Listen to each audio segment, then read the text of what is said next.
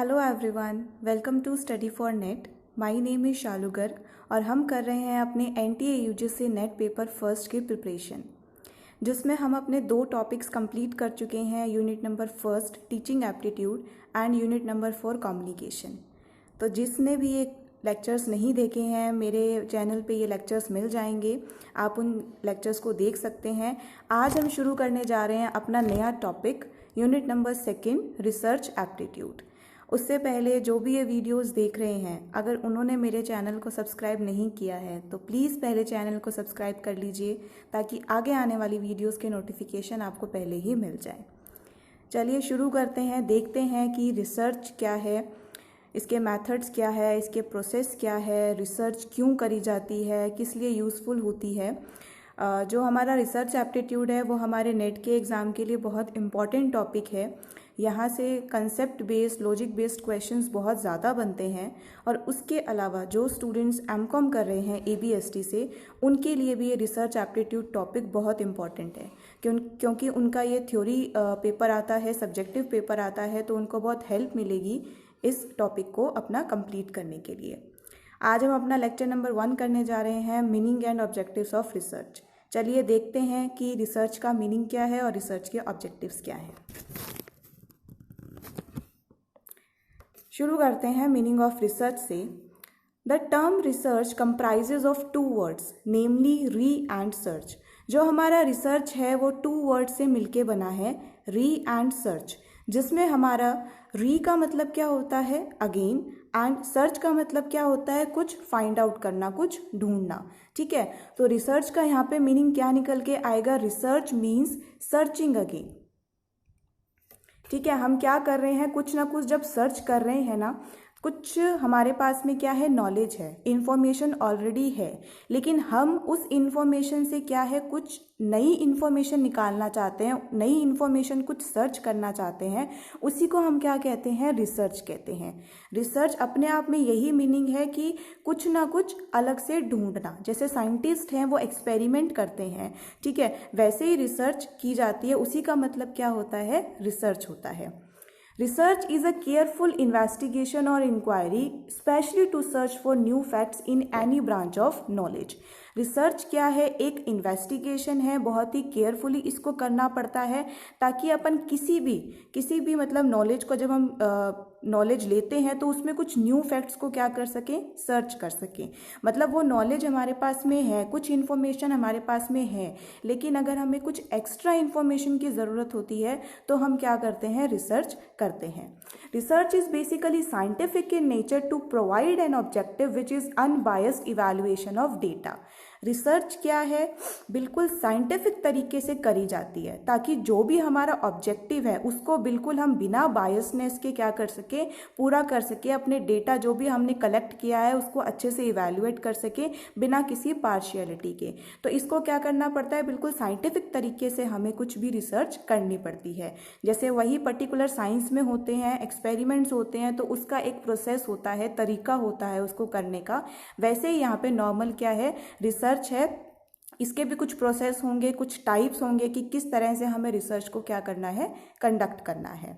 Research is like undertaking a journey.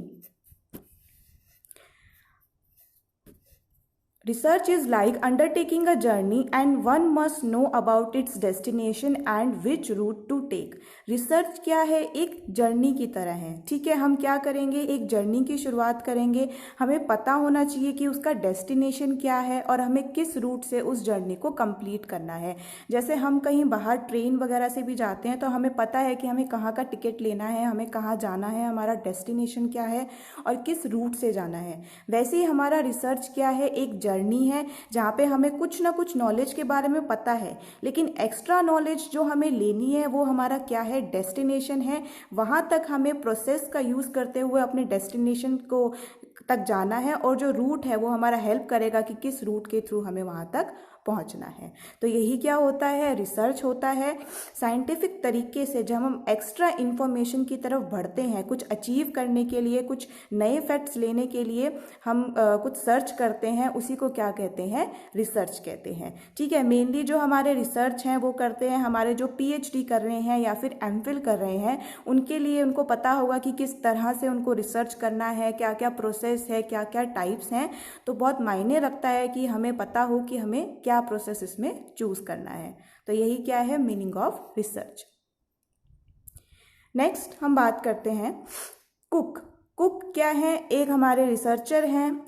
Has beautifully outline research as an honest, exhaustive, intelligent searching for facts and their meanings और implications with reference to a problem.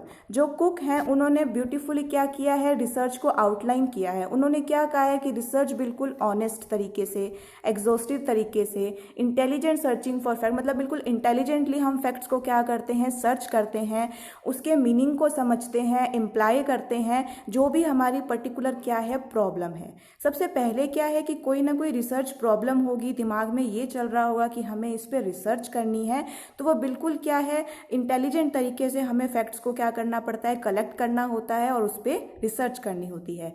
To him research is an acronym of the following that define its essence. उन्होंने क्या है, research को एक तरीके से लिया है कि उन्होंने किस तरह से इसको डिफाइन किया है। जैसे उन्होंने रिसर्च का क्या है, RESEARCH, उन्होंने इस तरीके से इसको डिफाइन किया है कि पूरी डेफिनेशन के फॉर्म में हमारे सामने आती है। जैसे R से उन्होंने क्या किया है, रेशनल वे ऑफ थिंकिंग। जो भी रिसर्च कर रहा है, जो भी रिसर्चर है, उसकी थिंकिंग कैसी होनी चाहिए, रेशनल होनी चाहिए। मतलब रेशनल का मतलब क्या हुआ कि उसको पूरा लॉजिकली सोचना चाहिए। जब वो लॉजिकल वे में सोचेगा तो उसको बहुत ही अच्छी तरीके से वो अपने रिसर्च को कर पाएगा। क्योंकि रिसर्च में क्या है कि आपको खुद को नए नए आइडियाज़ लाने पड़ते हैं, खुद सोचना पड़ता है कि हमें इसमें हम और क्या कर सकते हैं, हमारी एक्चुअली में प्रॉब्लम क्या है, उसको सॉल्व करने के लिए हमें किस तरह के डेटा को यूज़ करना है। तो जब हम इसको लॉजिकली तरीके से सोचेंगे, लॉजिकली तरीके से करेंगे, तो क्या होगी, रिसर्च बहुत अच्छी निकल के आएगी। तो आर से उन्होंने लिखा रेशनल वे ऑफ थिंकिंग, कि हमारी थिंकिंग कैसी होनी चाहिए, रेशनल होनी चाहिए। ई से हुआ हमारा एक्सपर्ट एंड एग्जॉस्टिव ट्रीटमेंट। इसमें क्या है कि जो बिल्कुल अपने सब्जेक्ट में क्या है, एक्सपर्ट है, वो अच्छी तरीके से इसको क्या कर सकता है, रिसर्च को कर सकता है, बिल्कुल एक्सपर्ट तरीके से, मतलब वो अपने डेटास को कलेक्ट करके अपने रिसर्च तक जा सकता है। S, search and solution. अब रिसर्च में हमें क्या है, कुछ ना कुछ हम सर्च करते हैं, कोई फैक्ट्स को, कोई नई इन्फॉर्मेशन को, और उस प्रॉब्लम का क्या ढूंढ के लाते हैं, सॉल्यूशन ढूंढ के लाते हैं। तो ये हुआ हमारा एस। ई से क्या है, एग्जैक्टनेस। एग्जैक्टनेस का मतलब कि हमारे दिमाग में जो आइडिया है, हमने उसी तरह से अपने डेटा को क्या किया, कलेक्ट किया। अब उसके बाद में जो भी हम अपनी रिसर्च की तरफ बढ़ रहे हैं, वो बिल्कुल एग्जैक्ट वे में बढ़ेंगे, जैसा हमने क्या किया है, प्लान किया है। नेक्स्ट है हमारा ए, दैट इज एनालिसिस। जो भी हम स्टडी कर रहे हैं, हम बाद में लास्ट में क्या करते हैं, उसको एनालिसिस करते हैं कि जो एक्चुअली में हम प्रॉब्लम अपनी सॉल्व करना चाह रहे थे रिसर्च के थ्रू, वो हम कर पाए हैं या नहीं कर पाए हैं। आर से हो गया हमारा रिलेशनशिप ऑफ फैक्ट्स। ये फैक्ट्स के रिलेशनशिप के बारे में बताती है कि कौन कौन से हमने फैक्ट्स कलेक्ट किए हैं और कौन कौन से हमें करने हैं और किस तरह से हमें डेटा को अपने कलेक्ट करना है। See, critical observation, careful planning, constructive attitude and condensed generalisation. इसमें क्या है, बिल्कुल हम एक ऑब्जर्वेशन जो है वो बहुत ही मतलब संभल के करना पड़ता है कि किस तरह से हमने चीज़ों को ऑब्जर्व किया है, उसकी पूरी प्लानिंग करनी पड़ती है। एक कंस्ट्रक्टिव एटीट्यूड होना चाहिए कि हाँ, हम इस प्रॉब्लम की तरफ जा रहे हैं, इसके सॉल्यूशन की तरफ जा रहे हैं, जिसके लिए हमें रिसर्च करनी है। एंड कंडेंस्ड जनरलाइजेशन, जब हम उसको अप्लाई करते हैं, बहुत सारे लोग इसको अप्लाई करते हैं, वो हमारा हो गया कंडेंस्ड जनरलाइजेशन। एच हो गया ऑनेस्टी एंड हार्ड वर्किंग। हम बिल्कुल जो अपनी रिसर्च है वो बिल्कुल ऑनेस्टी के साथ और पूरी मेहनत के साथ क्या करते हैं, इसको कंडक्ट करते हैं। तो उनके हिसाब से ये थी हमारी रिसर्च की डेफिनेशन जो उन्होंने दी थी कि बिल्कुल हमें लॉजिकली सोचना चाहिए, एक्सपर्ट तरीके से करना चाहिए, कुछ ना कुछ सर्च करते हैं, उसके सॉल्यूशन की तरफ जाते हैं, फिर एग्जैक्ट तरीके से हमारे पास में रिजल्ट निकल कर आते हैं जिनको हम एनालिसिस करते हैं, फैक्ट्स के रिलेशन को देखते हैं, बिल्कुल जो भी ऑब्जर्वेशन के साथ में, केयरफुल प्लानिंग के साथ में जब हम अपनी रिसर्च को कंडक्ट करते हैं और बिल्कुल ऑनेस्टी और हार्ड वर्किंग के साथ। ठीक है, नेक्स्ट हम बात करते हैं अपने ऑब्जेक्टिव्स ऑफ रिसर्च की, कि हमारे रिसर्च के क्या क्या ऑब्जेक्टिव्स हैं। Research aids to the existing stock of knowledge. The main purpose of research is to discover answer to questions through the application of scientific procedures. Research क्या है? जो हमारी एग्जिस्टिंग स्टॉक ऑफ नॉलेज है, मतलब हमारे पास में कुछ अभी नॉलेज है, उसमें क्या करता है, हमारी इंफॉर्मेशन में कुछ मतलब उसको ऐड करता है। लाइक हमारे पास में कोई इंफॉर्मेशन है अभी, ठीक है, हमें कुछ और उसके बारे में चाहिए, एक्स्ट्रा चाहिए, जो अभी किसी को भी नहीं पता है, ठीक है, तो वही क्या होता है, हमारा रिसर्च होता है। The main purpose of research is to discover answer to questions through the application of scientific procedure. हमारा मेन पर्पस क्या है रिसर्च का, कि हम जो भी हमारे क्वेश्चंस हैं उसके आंसर्स को क्या करें, डिस्कवर करें through the application of scientific procedure. इसमें क्या है, साइंटिफिक प्रोसीजर को फॉलो करना बहुत ज़रूरी है। एक साइंटिफिक प्रोसीजर बनाया गया है, उसकी हेल्प से ही हम जो भी क्वेश्चंस हैं उनके आंसर्स ढूंढ सकते हैं। द ऑब्जेक्टिव्स आर, देखते हैं इसके क्या क्या ऑब्जेक्टिव्स हैं। फर्स्ट है gain familiarity with new phenomena और develop new insights into a phenomena.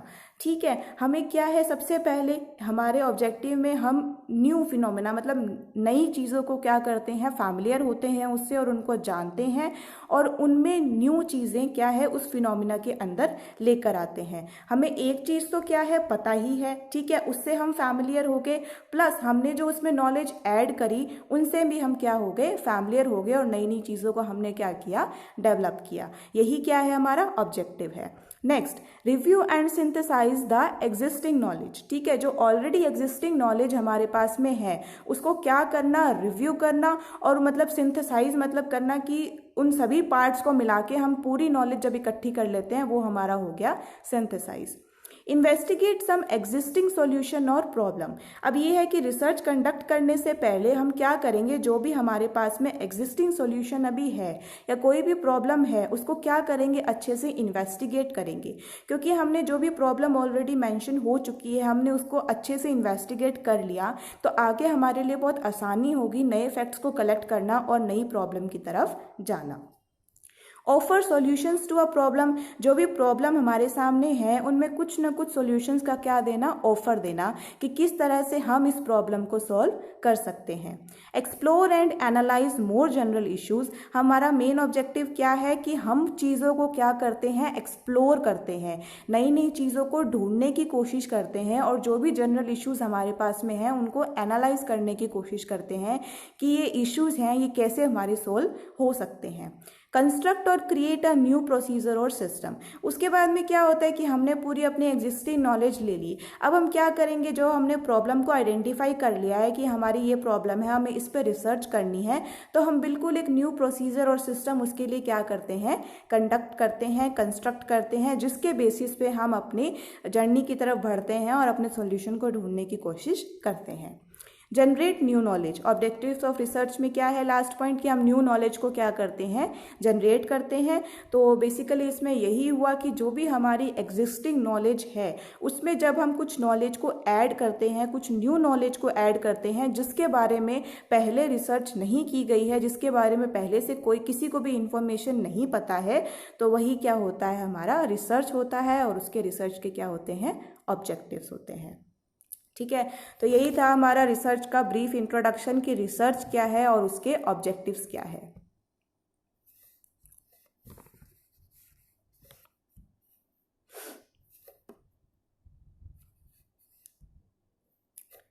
Thank you for watching. हम मिलते हैं हमारी नेक्स्ट वीडियो में। आई होप आपको समझ में आया होगा कि रिसर्च का मीनिंग और उसके ऑब्जेक्टिव्स क्या है। ठीक है, ये हमारा लेक्चर नंबर 1 था, तो प्लीज़ इसको देखिए और समझने की कोशिश कीजिए कि एक्चुअली में रिसर्च है क्या। और जिसने भी ये चैनल को सब्सक्राइब नहीं किया है प्लीज़ चैनल को सब्सक्राइब करिए ताकि आगे आने वाली वीडियोज़ की नोटिफिकेशन आपको पहले ही मिल जाए। ठीक है, तो मिलते हैं हम अपनी नेक्स्ट वीडियो में, और अगर वीडियो पसंद आई हो तो प्लीज़ इसको लाइक करिएगा। Thank you.